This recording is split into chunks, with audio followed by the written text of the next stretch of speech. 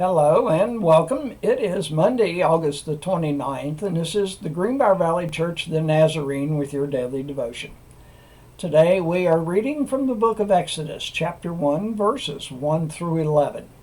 So here is the word of the Lord.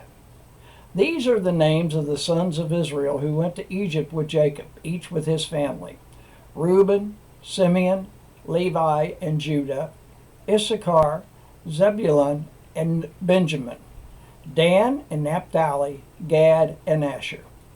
The descendants of Jacob numbered 70 in all. Joseph was already in Egypt.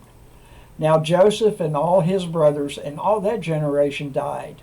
But the Israelites were exceedingly fruitful. They multiplied greatly, increased in numbers, and became so numerous that the land was filled with them. Then a new king, to whom Joseph meant nothing, came to power in Egypt. Look, he said to his people, the Israelites have become far too numerous for us. Come, we must deal shrewdly with them, or they will become even more numerous, and if war breaks out, will join our enemies, fight against us, and leave the country. So they put slave masters over them to oppress them with forced labor. And they built Pithom and Ramses as store cities for Pharaoh. And this is the word of the Lord.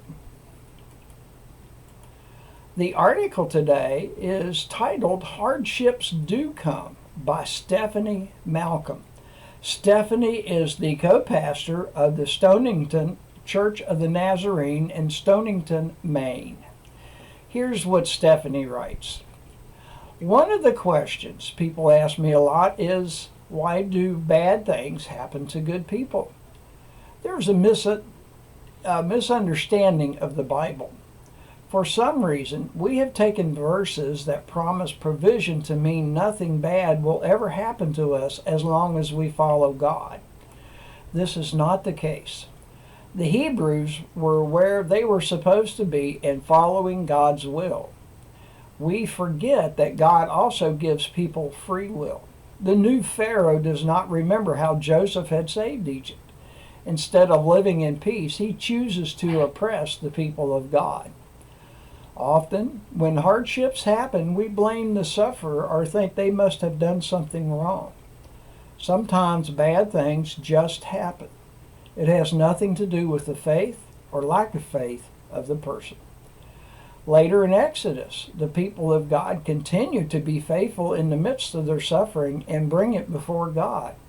In this moment, God hears their cries and brings them a hero, Moses. When times are hard, let us remember to cry out to the one who saves and trust he will do it. The hymn today is titled A Mighty Fortress is Our God by Martin Luther.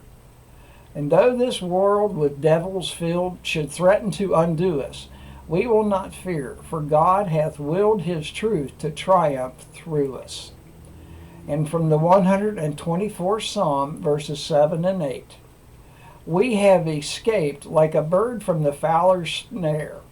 The snare has been broken, and we have escaped. Our help is in the name of the Lord, the maker of heaven and earth. And this is your daily devotion for Monday, August the 29th. Have a blessed day.